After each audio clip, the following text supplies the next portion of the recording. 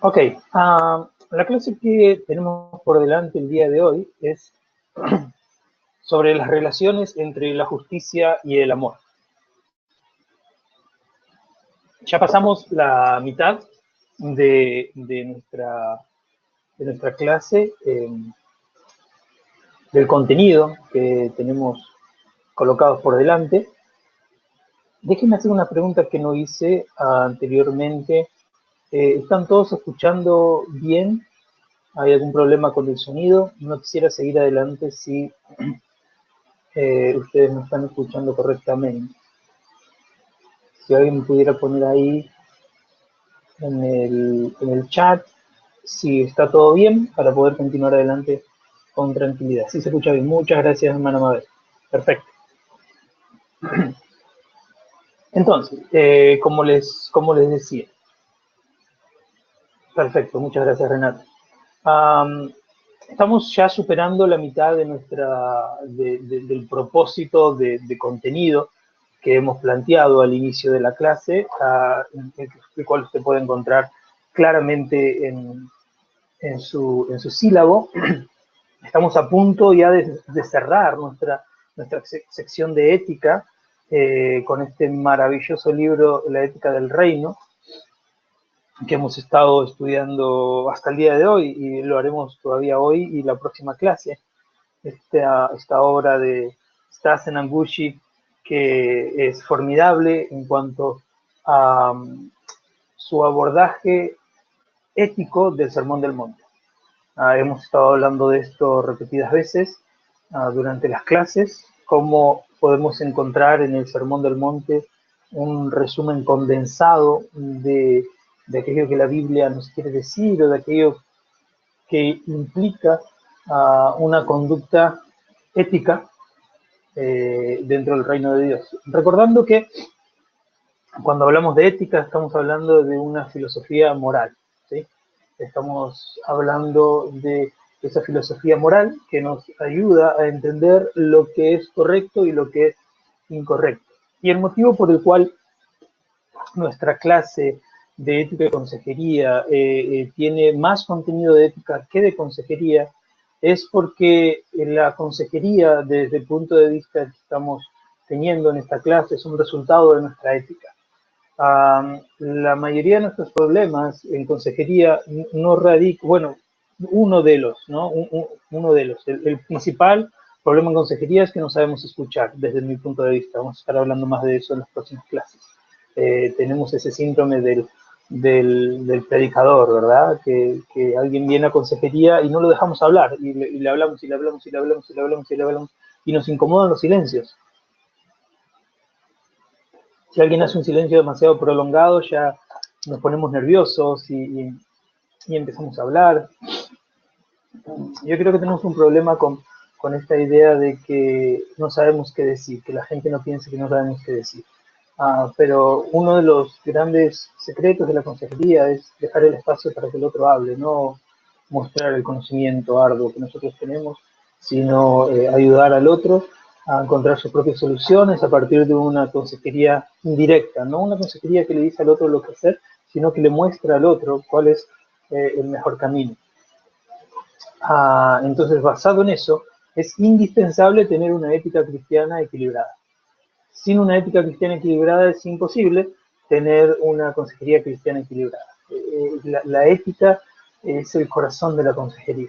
Dependiendo qué es lo que yo digo, creo es lo que voy a decir. Por eso que en todas estas ocasiones en las que uno se encuentra delante de una consejería que lo supera, porque es necesaria una intervención psiquiátrica o psicológica, uno cuando recomienda un psicólogo, intenta recomendar, por lo menos yo, un psicólogo cristiano. ¿Por qué? Porque el hecho de ser un psicólogo cristiano me habla de la ética del psicólogo. ¿Qué es lo que el psicólogo va a decir? ¿Qué es lo que el psicólogo no va a decir? Ya me coloca dentro de un margen, dentro de un marco de acción teórico, en el cual yo puedo relativamente confiar. Claro que es imposible confiar al 100% porque uno no está ahí, ¿verdad? Pero eso es parte de otra historia. El asunto es que cuando uno recomienda a un psicólogo y busca, intenta recomendar a un psicólogo cristiano, lo está haciendo porque confía en la ética del psicólogo cristiano, no en la ética del psicólogo. No sé si estoy explicándome. A veces la ética del psicólogo, por ejemplo, en un caso de homosexualidad, la ética, imagine que llega un muchacho a nuestra iglesia, y yo siempre destaco esto, si un muchacho en nuestra iglesia que tiene relaciones homosexuales, pero ha empezado a entender a partir de la lectura de la Biblia o el Espíritu Santo o algún consejo o amigo, ha entendido por voluntad propia de que lo que él está haciendo no lo hace sentir bien, de que no es de acuerdo al plan de Dios, pero le cuesta dejarlo. Entonces viene a nosotros y nos pide ayuda, que quiere que le recomendemos un profesional que lo ayude a salir de la homosexualidad. Bien, a este punto uno entiende que no puede recomendar, y te lo voy a dar con claridad, no puede recomendar un psicólogo no cristiano, porque el psicólogo no cristiano no va a haber problema en que el muchacho sea homosexual. Es más, va a intentar persuadir al muchacho que llegó a este punto de decisión personal voluntaria, de querer salir del homosexualismo, lo va a persuadir a que no salga del homosexualismo y lo va a persuadir de que la palabra de Dios es equivocada, Dios es una invención de la mente, una proyección de la mente, como tanto psicólogo dice. No que todo psicólogo lo diga, pero cuando uno recomienda a un psicólogo, lo hace porque conoce su ética. Si a mí me piden una recomendación para un caso como este, yo recomiendo un psicólogo cristiano, y más todavía mejor si yo conozco a ese psicólogo cristiano, es porque va a entender en qué punto está este muchacho. La comprensión de la jornada espiritual es muy importante. Y cuando el psicólogo abra su boca para dar consejería, va a estar basado en, esperemos, una ética del reino de Dios, que va de acuerdo a la palabra de Dios. Entonces va a ayudar a este muchacho a abandonar lo que la Biblia dice que es un pecado, que es la homosexualidad.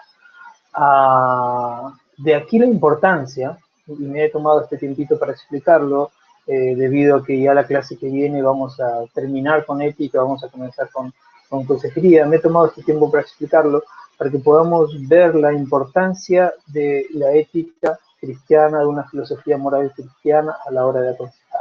Por eso que hemos tomado algunas clases más para ética que para consejería, porque en realidad, si usted ya se dio cuenta de esto, pero cuando hizo su trabajo de cuál es su opinión sobre el aborto, cuando hizo su trabajo sobre cuál es su opinión sobre el divorcio, usted ya se dio cuenta que ya estamos pensando en consejería, porque la ética cristiana nos lleva a hablar de temas contemporáneos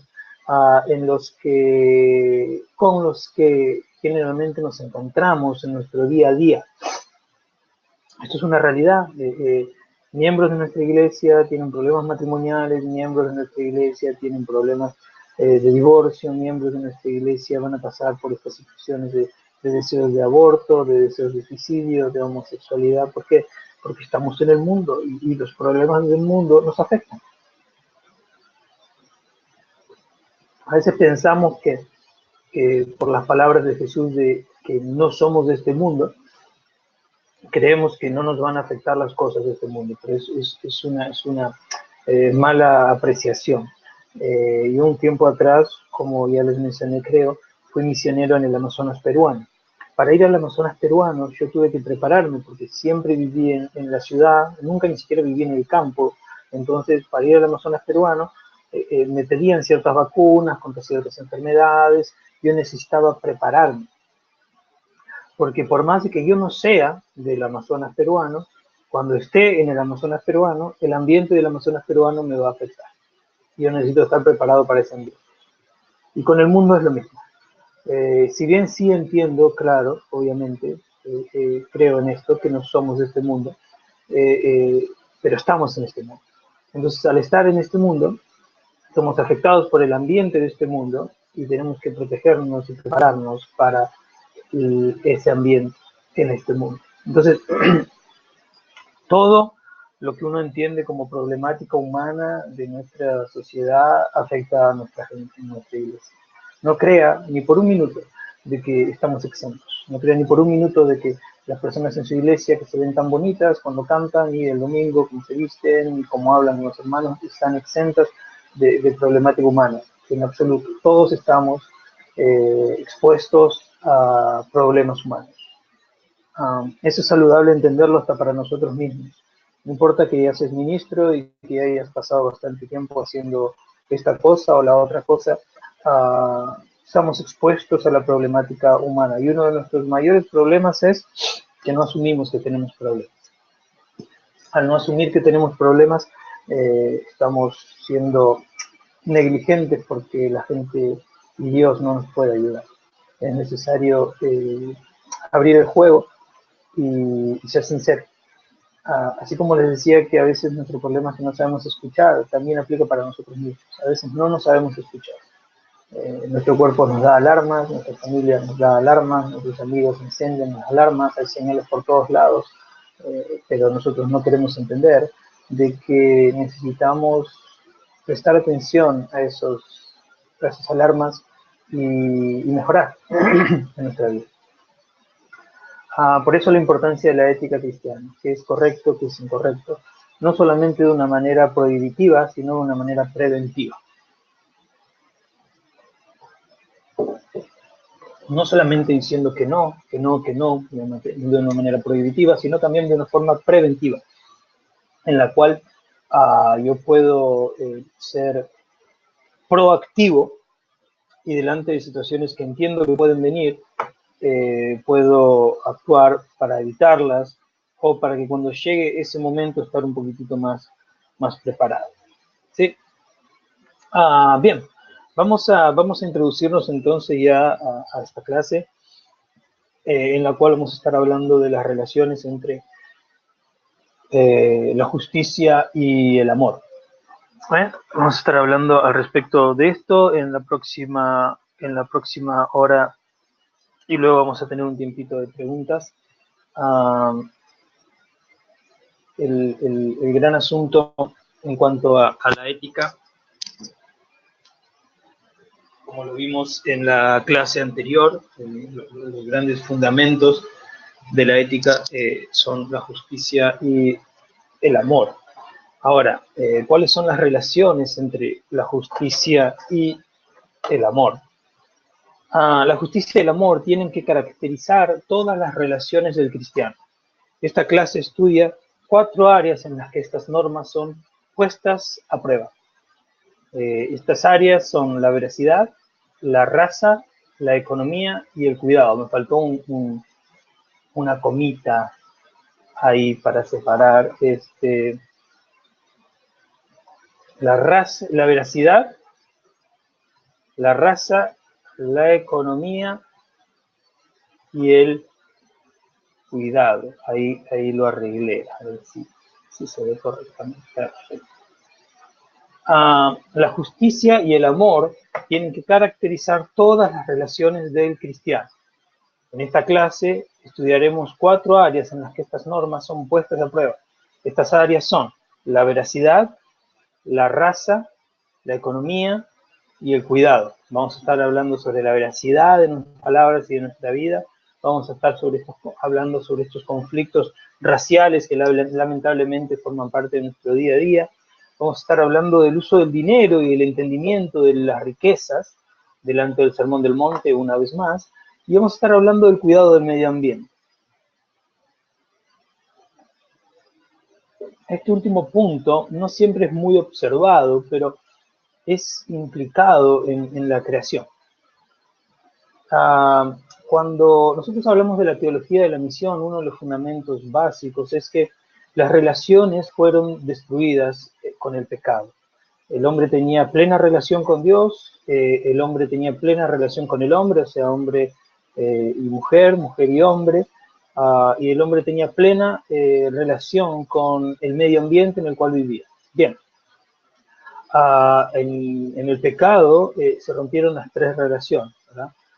Y usted recuerda cuando se habla de esto en Génesis, y el hombre y la mujer se esconden de Dios, por lo tanto la relación con Dios estaba quebrada.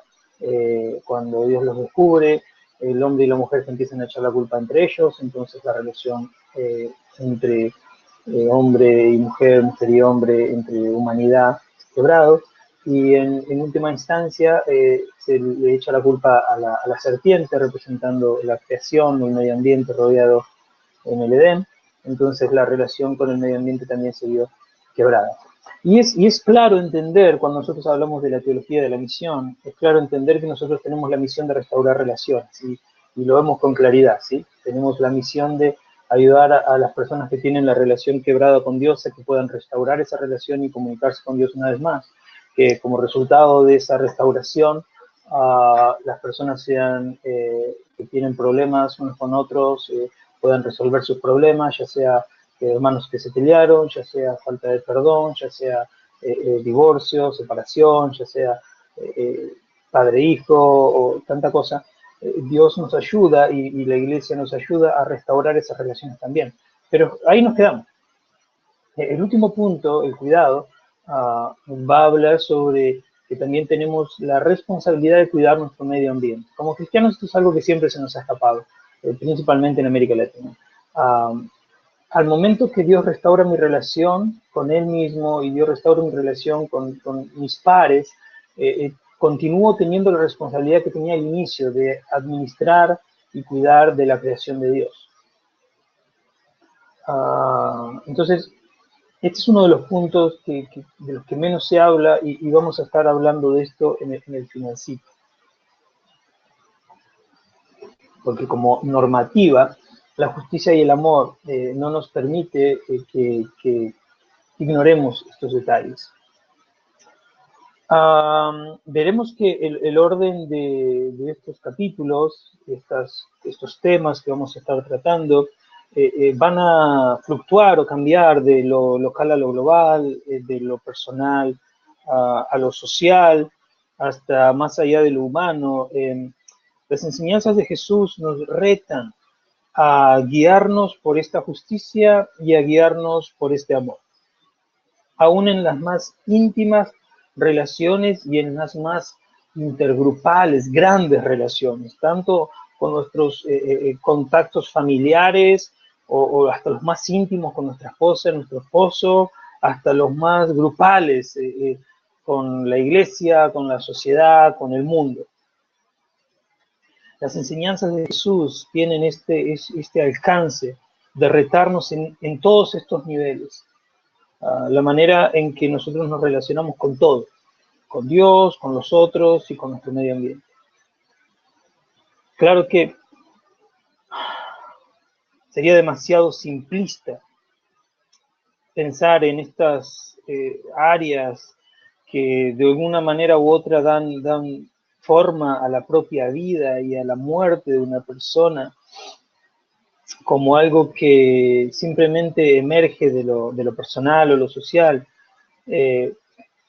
Cada uno de nosotros tenemos dimensiones diferentes, tanto por ingredientes personales, por ingredientes sociales, por ingredientes individuales de nuestra psicología, tanto por nuestros ingredientes colectivos, de la sociología, de nuestra interrelación con los demás.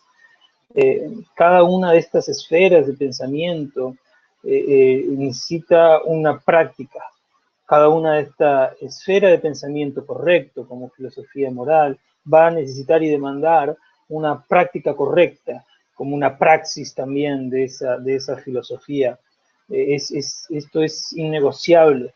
Dios y el Espíritu Santo, Jesucristo, nos empuja a que nosotros tengamos conexión entre el mundo interior y el mundo exterior.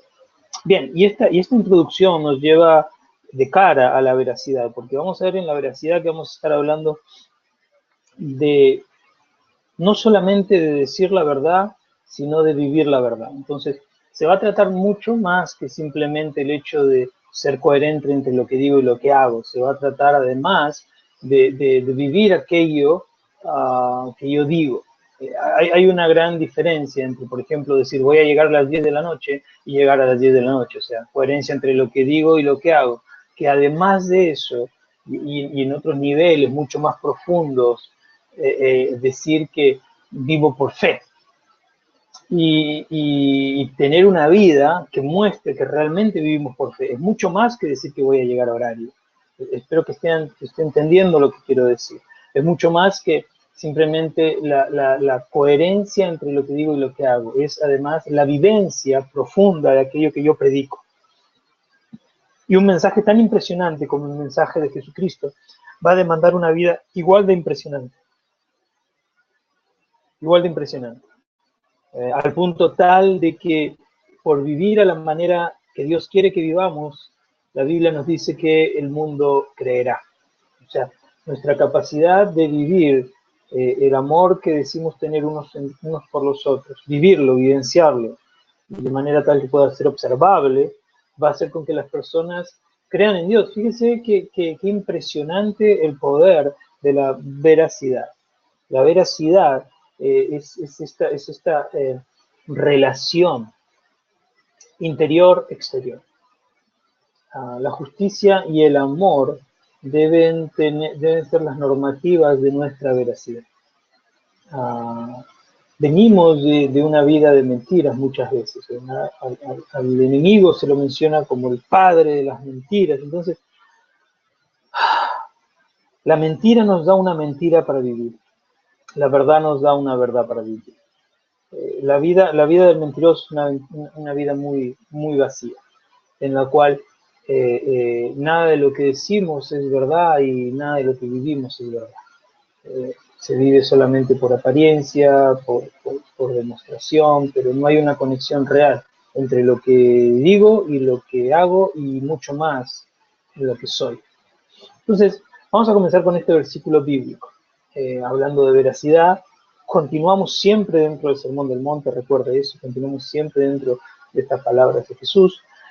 Y ahora nos lleva a pensar un poquitito en Jesús y los juramentos. Estamos en Mateo 5, 33 al 37.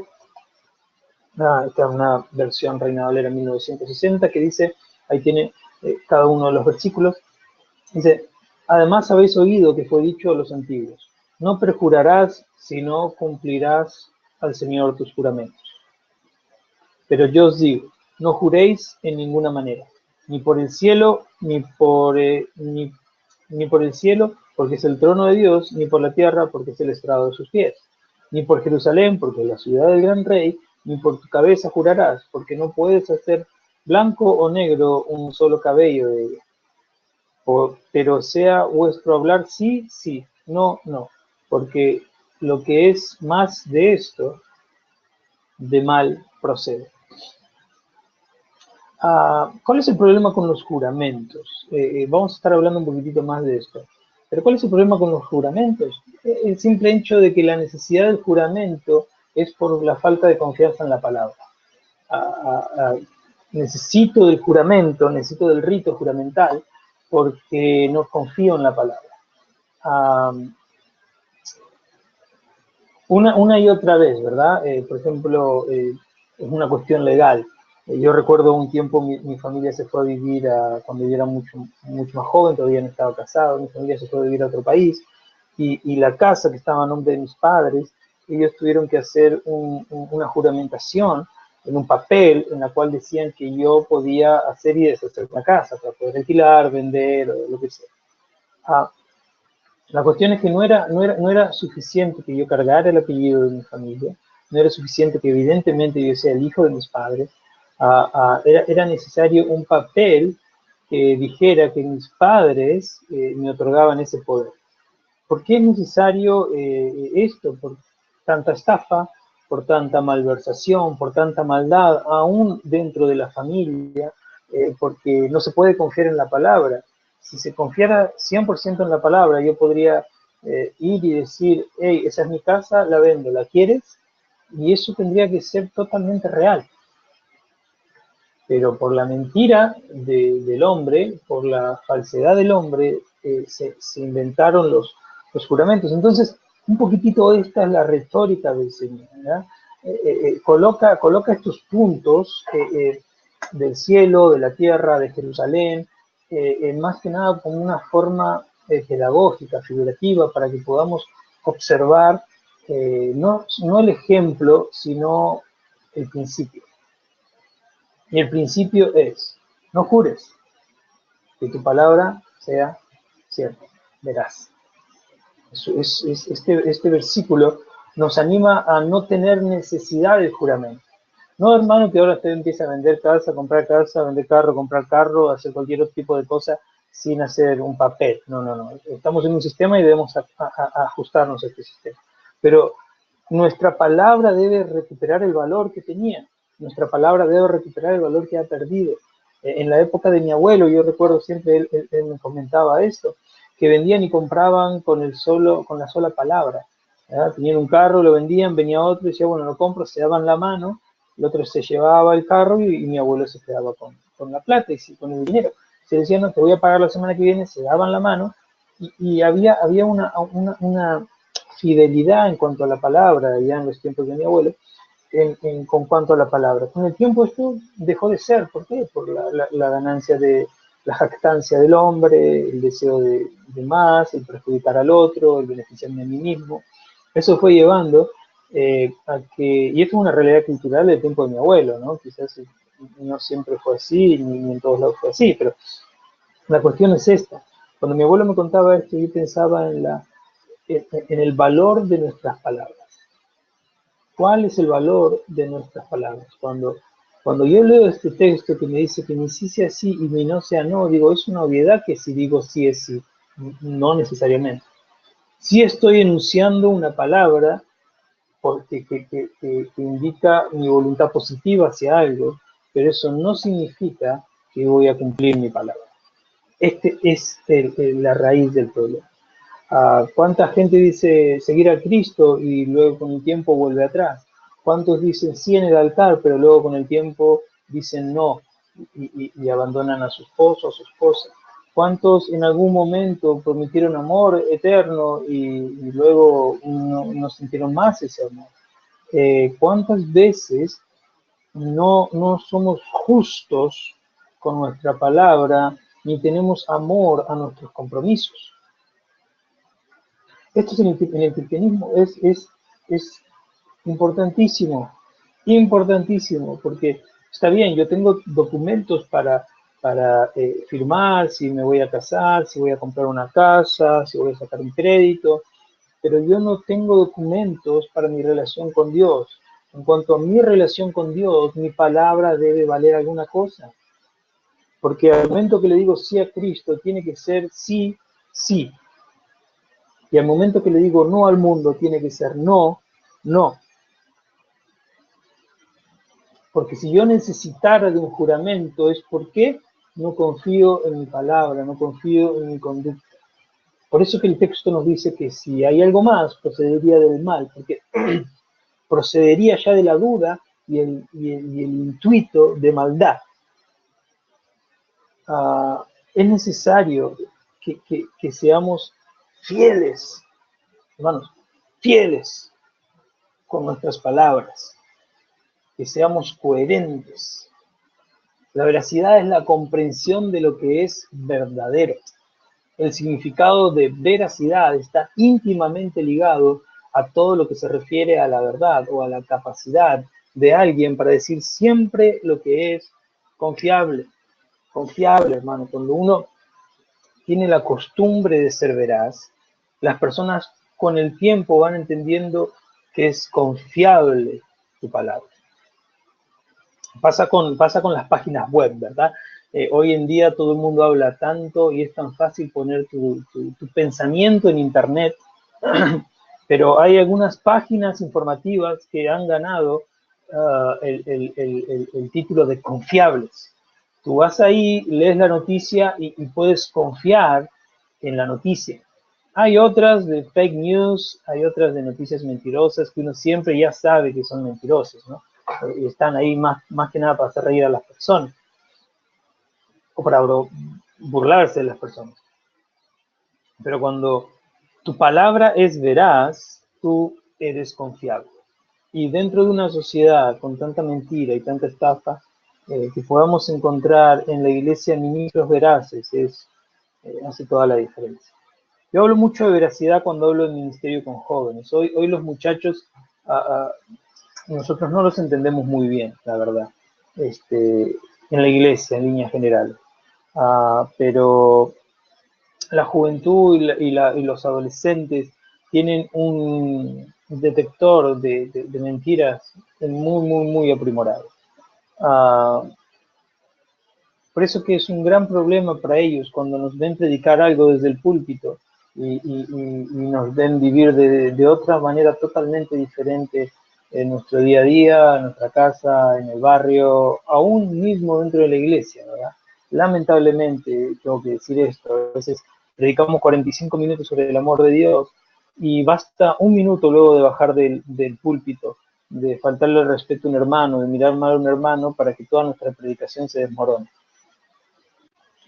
No es suficiente una buena homilética y una buena hermenéutica para predicar el Evangelio. Es necesaria una buena ética y una buena praxis de aquella ética. No es suficiente. Necesitamos la veracidad para que el mensaje del Evangelio trascienda el texto, para que el mensaje del Evangelio trascienda la teoría, para que el mensaje del Evangelio trascienda la biblioteca, para que el mensaje del Evangelio trascienda mi mundo interior y pueda afectar mi mundo exterior. Es necesaria veracidad.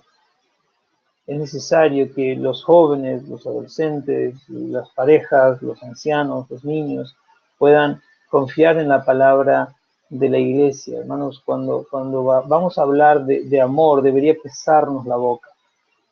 Y antes de hablar de amor con tanta liberalidad, deberíamos pensar si estamos dispuestos a vivir ese amor del cual vamos a hablar. Cuando hablamos de justicia, lo mismo. Cuando hablamos de perdón, lo mismo. Cuando hablamos de misericordia, lo mismo. Tenemos que vigilarnos y supervisarnos a nosotros mismos con respecto a esto. Es necesario, es imperativo que la iglesia aumente su veracidad, los ministros aumenten su veracidad. No se trata solo de decir la verdad, sino además se refiere a vivir la verdad mencionada. Si prestamos atención, nos daremos cuenta que los juramentos solo existen porque no se puede confiar en que la gente diga la verdad en circunstancias normales. Como discípulos de Cristo tenemos la obligación no solo de decir la verdad, sino también de vivir la verdad. Ser discípulo de Cristo es una vocación de tiempo completo. No es solamente algo que hacemos el domingo, algo que hacemos entre semana, un momento en la noche. Ser cristiano tiene que ser una manera de vivir para que las personas puedan ver en mí a Jesucristo. No solamente escuchar a Jesucristo. Hermano, cómo nos hemos confundido en el camino. Si usted se da cuenta, para elegir un ministro valoramos más su capacidad de predicar que su capacidad de vivir. Es triste, es tristísimo. Lo primero que nos debe llamar la atención en la vida de un cristiano es su capacidad de vivir. ¿De vivir qué? De vivir humildemente, de vivir la verdad, de vivir justamente, la capacidad de imitar a Cristo. Y predicar, y bueno, ya le enseñaremos, y a enseñar ya le enseñaremos. Pero una de las características indispensables en el cristianismo, y más aún en el ministerio, es ser veraces, tener la capacidad no solamente de hablar de Jesucristo, sino de vivir a Jesucristo. De ahí radica el poder de la iglesia, en vivir a Jesucristo. Decir la verdad no significa ofender a medio mundo, eso es muy importante decirlo. La verdad se debe decir en amor. Por eso la verdad debe ser vivida antes que dicha. A veces creemos justo decir la verdad, pero nos olvidamos de que las dos normas de la ética cristiana son la justicia por un lado, pero la verdad también por el otro. No es suficiente que algo sea justo para decir que tenga que ser dicho. Es necesario considerarlo en amor. Y en el amor consideramos muchas cosas. Quizás no tenga que decir. Y si lo digo, quizás tendría que decirlo de una manera muy diferente. A veces creemos que esto de conoceráis la verdad y la verdad os hará libre y nos volvemos, hermanos, unos monstruos destruidores de personas, destruidores de autoestima.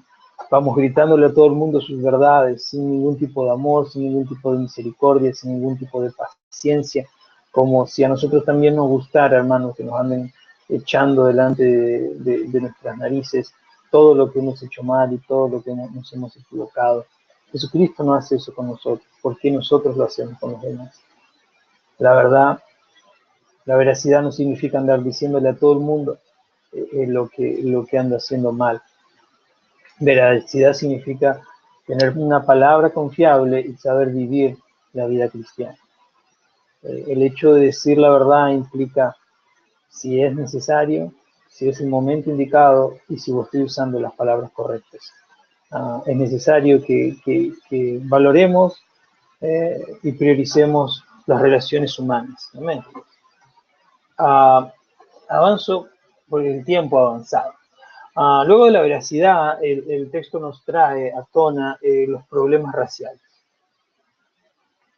Dentro de estos problemas raciales tenemos un texto en Mateo 6, 21, 23 que dice: porque donde está vuestro tesoro, allí también estará vuestro corazón. La lámpara del cuerpo es el ojo. Así que, si tu ojo es bueno, todo tu cuerpo estará lleno de luz. Pero si tu ojo es maligno, todo tu cuerpo estará en tinieblas. Así que, si la luz que en ti hay es tinieblas, ¿cuántas no serán las mismas tinieblas? Fíjense que nosotros acá estamos hablando en este texto, Jesucristo está hablando aquí en este texto al respecto de los ojos, de aquello que nosotros observamos. Lamentablemente, escuchamos de una manera a una persona y de otra manera a otras personas dependiendo de cómo se ven. Y no solamente me refiero al color de su piel, sino también a su vestimenta, a su manera de andar. Ya los catalogamos, tanto por cuestiones raciales como por cuestiones sociales. Me ha pasado hace poco que yo escuché en un seminario, en el que un profesor no podía dar una clase y vino una profesora a dar la clase y alumnos se quejaron porque ellos decían que ellos pagaron para que un profesor le dé las clases. Problemas de prejuicio. ¿Y por qué el Señor coloca la vista? Hermano, porque si tuviéramos los ojos cerrados no tendríamos esos problemas. Si tuviéramos los ojos cerrados no sabemos qué es o qué no es. Ayer hicimos unas compras con mi esposa para algo que tenemos que hacer en la iglesia y bueno, con mi esposa siempre nos gusta jugar, divertirnos, ponerle un poquitito más de color al día, a la vida. Y estábamos hablando por texto con una persona que nos iba a vender unos sofás para la iglesia. Y mientras íbamos de camino, empezamos a hacer, le dije a mi esposa que apostábamos quién pagaba el café de la tarde, quién acertaba cómo era la persona que estaba hablando con nosotros, porque no la conocíamos y era por texto. Entonces yo di ciertas características, bueno, el pelo negro, rizado, anteojos y bajita, y bla, bla, bla, y mi esposa dijo, no, que es rubia, y pelo lacio, y esto y aquello, ¿verdad? Bueno, vale decir que gané yo. Pero era indiferente. Esto es lo que les quiero mostrar, era indiferente hasta que vimos, ¿sí? La persona estaba vendiendo un sofá, el precio era el mismo, la amabilidad era la misma, la disposición de ayudar era la misma, pero muchas veces para nosotros es diferente dependiendo quién es, dependiendo qué vemos. Que vemos es el asunto, dependiendo qué vemos, dependiendo el color de piel, dependiendo la estatura, dependiendo el físico, dependiendo la ropa. Vivimos haciendo estas diferencias, el blanco y el negro, el gordo y el flaco, el bajo y el alto, vivimos constantemente haciendo estas diferencias. El que se viste elegantemente, el informal, el pobre, el rico. Nos encanta catalogar, nos sentimos seguros catalogando, y cuando observamos qué es lo preferencial de la sociedad intentamos ser eso. Es un gran problema cuando yo me dejo llevar por aquello que veo. Y esto es lo que Jesús propone en este versículo. Si tu ojo es bueno, todo tu cuerpo estará lleno de luz. Pero si nosotros estamos, fíjese hermano el error que estamos cometiendo. Vemos una persona afroamericana de color y ya pensamos que es menos. ¿Qué es menos qué? Es menos que, eso es locura, es creación de Dios, y quizás blanco y negro es más real aquí en Estados Unidos, pero siempre nos pasa con países limítrofes, que mira el argentino y el brasilero, que el inglés y el francés, que el centroafricano con el sudafricano, que que los palestinos y que Israel y Irak. Siempre existe esto en el que hay alguna cultura dentro de mi país que es menospreciada. Menospreciada. Fíjese, en nuestros contextos quizás es más real el hecho de los indios, está muy mal dicho, los aborígenes, los nativos de las tierras, que por sus rasgos físicos ya creemos que son menos, que son brutos, que son salvajes, que no saben leer, que no saben esto, que no saben aquello, y ya los colocamos en un escalón menor, cuando a mí la Biblia me lleva a considerar a todos mayores que a mí mismo. Entonces, si mi ojo es bueno, yo debería estar considerando a todos mayores que a mí mismo, no importa. Y piense en aquella etnia, raza que usted tiene prejuicios, y intente pedirle a Dios que le quite esos prejuicios, porque son totalmente del diablo, del enemigo, que nos quiere hacer desvalorizar la creación de Dios. Pídale al Señor que le quite eso, porque nuestros ojos tienen que ser buenos, nuestro abordaje racial debe estar lleno de justicia, lleno de amor. Es injusto decir que alguien por el color de su piel es más o es menos. Es injusto decir que alguien por su situación social es más o menos. Es injusto decir que alguien por tener ciertas características físicas es más o menos. Es injusto que decir que el flaco es mejor que el gordo, que el rico es mejor que el pobre, que el blanco es mejor que el negro. Es injusto decir que el europeo es más que el nativo. Todos estos prejuicios y clichés son totalmente injustos. Y si uno se pone a pensar, forman parte de nuestra cosmovisión. Tenemos que pedirle a Dios que transforme nuestra cosmovisión, porque nuestra cosmovisión son nuestros ojos, la manera que nosotros tenemos de ver. Y si nuestro ojo es malo, el texto claramente dice, estamos en tinieblas todavía. Si cuando observo a otra etnia, otra raza, otra piel, otro cuerpo, otra situación social y lo considero menos, eso es señal de que aún estoy en tinieblas. Fíjese qué duro. Fíjese qué duro. Si hay luz en mí, debo tener ojos buenos, porque si mi cuerpo está lleno de luz es porque tengo ojos buenos, porque veo y no veo con maldad, veo y no veo con deseo, veo y no veo con prejuicio, con preconcepto, veo con amor, creación de Dios. Ese hombre, esa mujer es creación de Dios, ese hombre, esa mujer son amados por Dios. Entonces se tiene que cambiar radicalmente mi cosmovisión. Debemos incentivar a la reconciliación racial, no solo de la tradicional blancos y negros. En nuestros contextos siempre existe una raza que es considerada menos que las otras, ya hablamos de esto. Tenemos la fatal tendencia a creer que nuestra cultura es mejor. El secreto está en ver las otras culturas como diferentes y no catalogarlas como peores o mejores. Y ahí le puse el ejemplo de comidas exóticas. ¿De qué país es la mejor comida? Siempre vamos a decir, mi comida, no que las pupusas, no que las arepas, no que las empanadas. Y aquí quizás en Taiwán dirían, no, que los escorpiones. y cada uno quizás vería la comida del otro como, qué asco, pero es la comida del otro.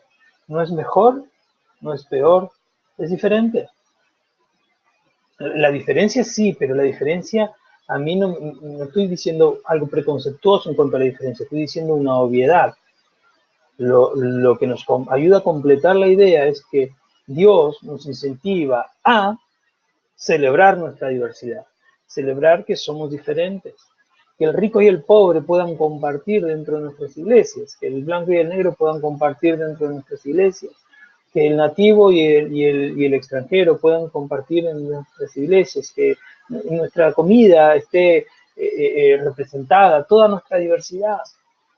Es un problema cuando solo queremos hacer iglesia de gente que nos cae bien. No estamos llamados a eso, estamos llamados a predicar el evangelio, no importa quién. Esta es una idea de Martin Luther King sobre la comunidad amada. En palabras de Martin Luther King, la amada comunidad es una visión global en la cual toda la gente puede compartir la riqueza del mundo. En la amada comunidad, pobreza, hambruna y la falta de vivienda no serán toleradas porque los estándares internacionales de decencia humana no lo permitirán. El racismo y todas las formas de discriminación, fanatismo y prejuicio serán reemplazados por un espíritu inclusivo de hermandad. Esta era la idea que Martin Luther King tenía al decir la comunidad amada o la amada comunidad, de una sociedad, debo decir, utópica, perfecta, en la cual todo el mundo cuida de todo el mundo y donde no hay hambre, no hay pobreza, no hay gente en la calle viviendo. Ahora, yo traje una pregunta que no está en el texto. ¿Puede esta comunidad amada ser alcanzada en la tierra o es un sueño solo posible en el reino de los cielos como realidad futura? Me encantan los visionarios, me encantan las personas que colocan la vara mucho más alto, pero no veo la posibilidad dentro de nuestra realidad social una comunidad amada al estilo de Martin Luther King. Se presentan muchas dificultades, muchos problemas. Principales es el egoísmo humano, principales es la estafa, la mentira, principales es el beneficio propio. Yo creo que esta comunidad amada es posible en el reino de los cielos. Así como yo siempre digo que la justicia social perfecta será en el reino de los cielos. No podemos pretender restaurar la creación antes de que el Creador la restaure. Todavía estamos en este proceso. Todavía estamos en este proceso en el que el mundo está lleno de pecado, en el que el mundo está lleno de violencia. No que tiremos las armas a un lado, digamos, bueno, ya no lucho más, sino que continuemos trabajando sabiendo que quien promete el cumplimiento de la misión es el propio Dios. Y basado en sus fuerzas, la misión se va a cumplir, sí o sí, no hay lugar a dudas. Pero cuando yo leo textos como el de Martin Luther King sobre la amada comunidad, observo la realización en el reino de los cielos, en el cual el único justo va a estar sentado en el trono. Y por primera vez vamos a estar siendo reinados plenamente y totalmente por Jesucristo. Esa esperanza anima nuestro corazón. Bien, la economía. La economía, vamos a avanzar un poquito más rápido, vamos a hablar de la polémica ética de las riquezas. Y aquí tenemos algunos textos, Mateo 6, 19 al 21 y Mateo 24. Mateo 6, vamos a leer 19, 20, 21, dice, no os hagáis tesoros en la tierra, donde la polilla y el hollín corrompen, y donde ladrones minan y hurtan. Sino haceos tesoros en el cielo, donde ni la polilla y el hollín corrompen, y donde ladrones no minan ni hurtan. Porque donde esté vuestro tesoro, allí también estará vuestro corazón. Y el 24 dice, ninguno puede servir a dos señores, porque o aborrecerá a uno y amará al otro, o estimará a uno y menospreciará al otro. No podéis servir a Dios y esto siempre me llamó la atención desde que soy cristiano, que aquí no dice no podéis servir a Dios y al diablo, dice no podéis servir a Dios y a las riquezas. Y fíjese cómo es la ganancia del ser humano, ¿verdad? Que por ganar un poquitito más de dinero vende hasta la suegra. Este asunto de querer beneficiarme, de querer beneficiarme, de querer beneficiarme, de querer beneficiarme, y al final termino peleado con todo el mundo solo. ¿Y para qué quiero el dinero? Si al fin y al cabo es simplemente papel impreso. La propuesta del Sermón del Monte es que hagamos tesoros donde sí vale la pena ser hechos. Sabe que en cuanto a real estate, en cuanto a venta de propiedades, compra de casa y venta de casa, se suele decir que lo más importante es location, location, location. Es localidad, localidad, localidad. Es mucho mejor comprar una casa en el centro de la ciudad que en los márgenes de la ciudad, porque es mucho más valiosa en el centro de la ciudad. Bueno, en cuanto a esto, yo tengo que decir location, location, location, localización, localización, localización. Es mucho más valioso comprar una casa en el reino de los cielos que comprar una casa en la tierra. Es mucho más valioso trabajar para nuestra mansión celestial que trabajar para nuestro sucucho aquí en la tierra. Que Dios nos ayude a entender estas cositas. No que sea malo comprar, pero si compramos, que sea para bendición. No que perdamos nuestra familia, nuestro sueño, nuestra paciencia por las cosas que queremos comprar. Todo es una cuestión de prioridades. Todo es una cuestión de prioridades. Es imposible servir a dos señores. No se puede servir a Dios y a la riqueza, y aquí se está hablando de Mamón y el Sermón del Monte. La iniciativa transformadora se halla en la imperativa, más bien, acumulad para vosotros tesoros en el cielo. Ahí está el centro, acumulad tesoros en el cielo. El Señor nos anima a hacer un intercambio de tesoros, de generosos, ser generosos y bondadosos con nuestros bienes materiales delante de la necesidad de los otros, con la finalidad de hacer tesoros en el cielo a través de nuestro servicio. Este texto no rechaza la propiedad personal, lo que rechaza es la acumulación, porque es el resultado de la tacañería, la avaricia, el acaparamiento y la falta de generosidad. Perdón, un dispositivo aquí se puso a hablar solo. Este texto no rechaza la propiedad personal, lo que rechaza es la acumulación, porque es el resultado de la tacañería, la avaricia, el acaparamiento y la falta de generosidad.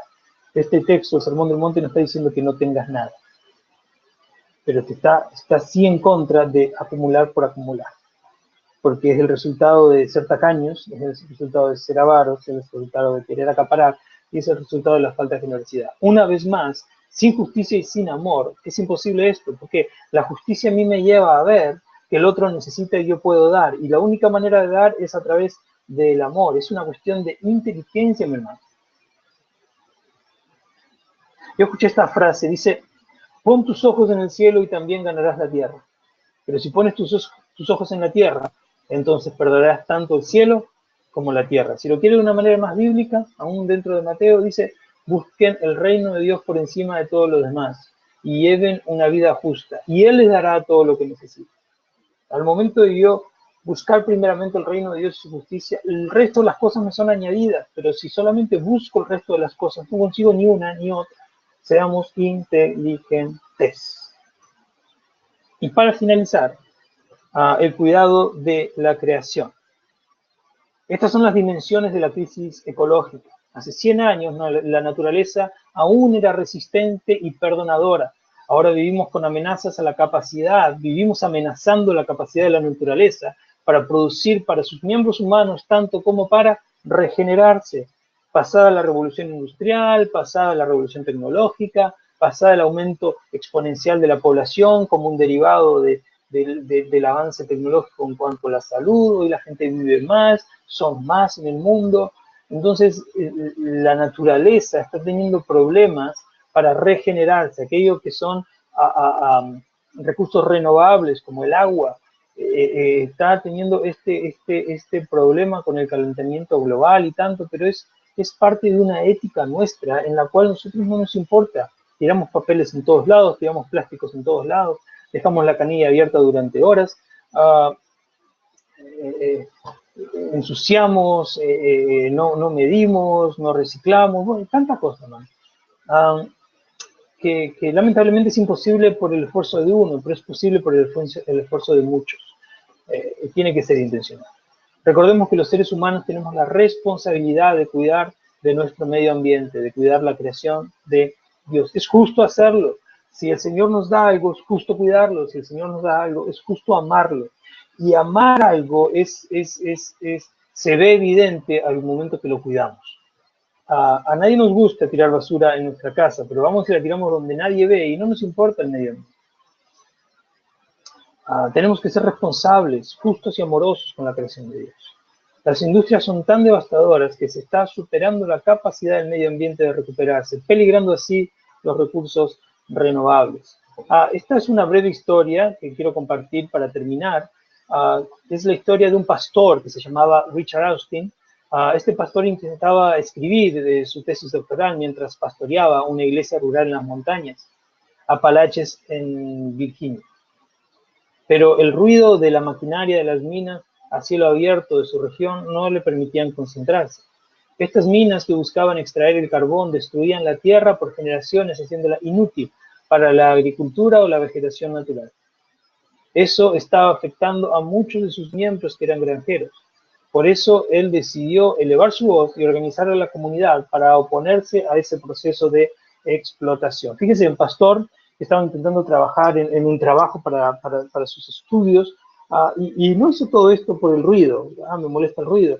La minería, cuando no es controlada, puede ser fatal. En Brasil se tuvo algunos problemas en este sentido. Empresas mineras tenían que preparar lugares para el agua contaminada que ellos desperdiciaban, producían, perdón, y estos lugares eran muy caros de ser construidos, entonces ellos disminuyeron gastos para aumentar su lucro y lo hicieron con materiales que no eran los indicados. ¿Cuál fue el resultado? La destrucción de ciudades enteras. Estas barragens que se llamaban, estos lugares donde se mantenía el agua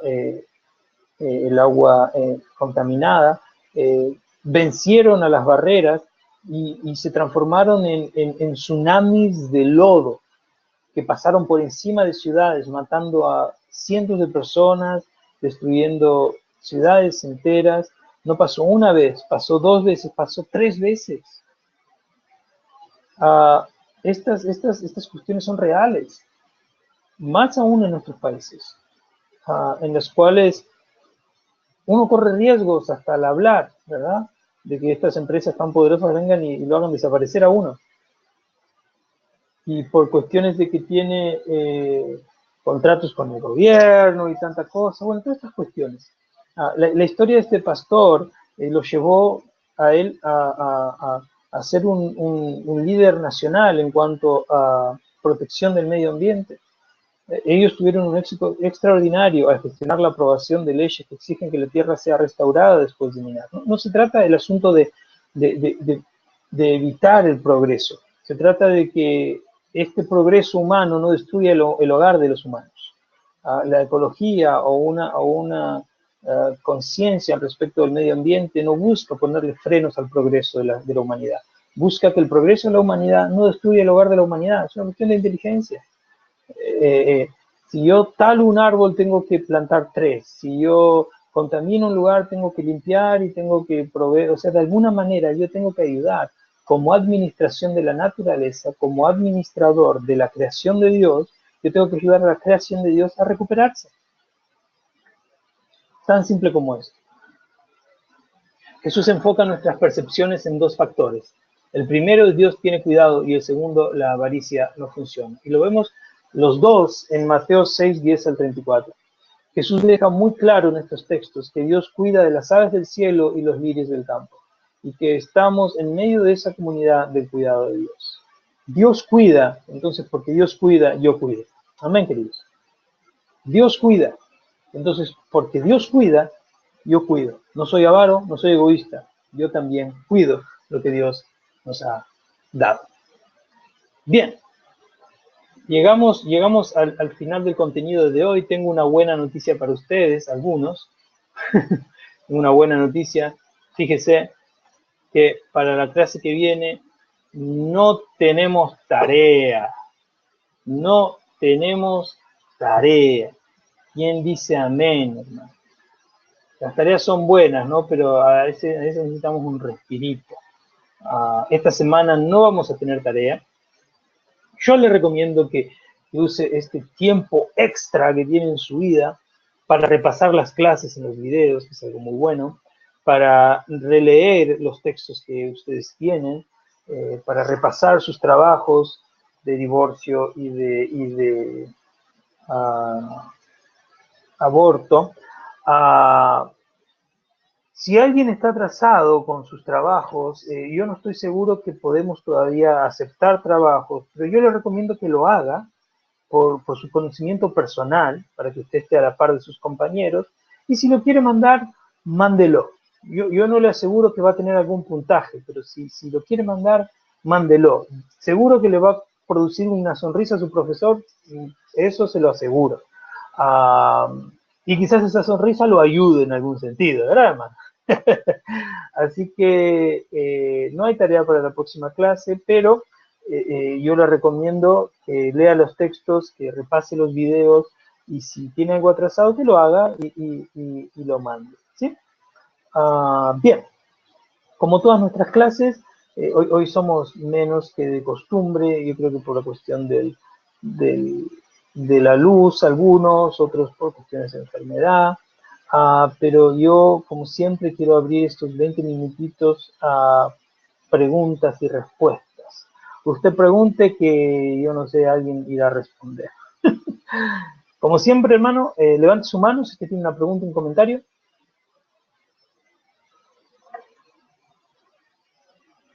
Levante la mano y yo le abro su micrófono y puede hacer la pregunta tranquilamente.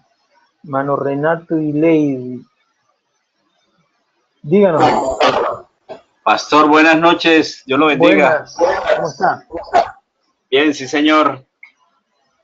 Díganos. Muy interesante los 4 puntos que trató usted en la clase de hoy, en esta noche, y miramos que en la parte de la veracidad, yo recuerdo pues, que anteriormente, en la época de los abuelos nuestros, a veces hacían un negocio y ni siquiera firmaban un papel, porque solamente la palabra de ellos valía.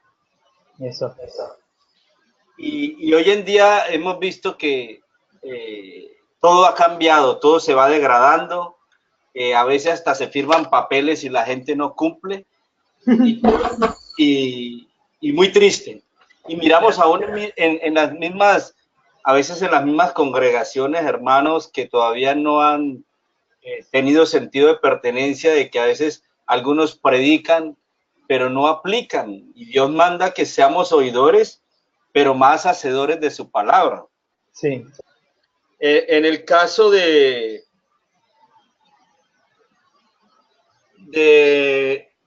la economía, sí, muchos tienen a su Dios como el Dios del dinero, y como dice el texto, no buscan primeramente el reino de Dios y su justicia, sino las añadiduras, y es acumulando, y el día que se mueran lo irán a enterrar con todas sus propiedades.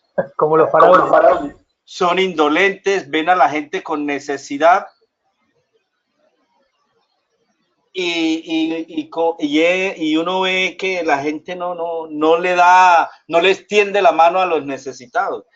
Y mire, hace poco yo me enteré de un hermano de la iglesia donde yo me congregaba hace tiempos, y el hermano, digamos que por el afán del dinero, empezó a buscar chamanes. Wow. Con un negocio. Entonces uno dice, ¿hasta dónde puede llegar el ser humano, y que se pone a jugar con Dios? Y lo otro, por ejemplo, en nuestro país, y creo que en otros países, el famoso fracking, cuando hacen perforaciones no convencionales.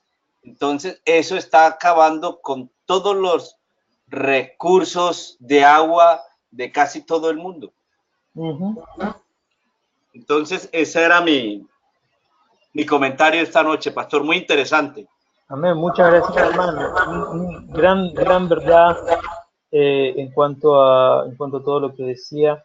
Es triste ver cómo la avaricia del hombre va destruyendo el propio hogar del hombre. Si uno se pone a pensar, es extremadamente absurdo, es una falta de inteligencia, hermano, desde el punto de vista que usted lo mire. Desde el hecho de tratar con odio a su esposa, y que a eso a usted le va a generar un hogar de odio en el cual usted tiene que vivir. El hecho de contaminar el medio ambiente, que nos va a llevar a vivir en un país, en un planeta contaminado. O sea, el ser humano, como dicen por ahí, cava su propia tumba, ¿verdad?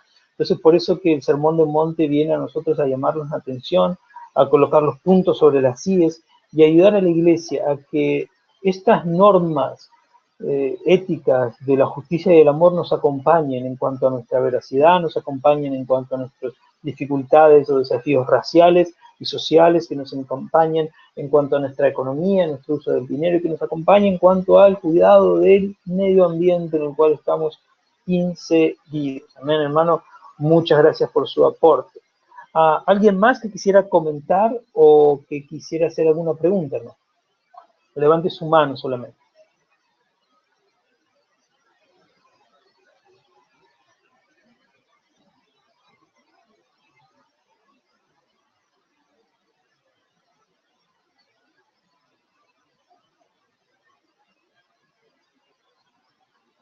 Bueno, queridos, entonces si no hay preguntas, un profesor muy querido mío decía, bueno, si no hay preguntas es porque o entendieron todo o no entendieron nada.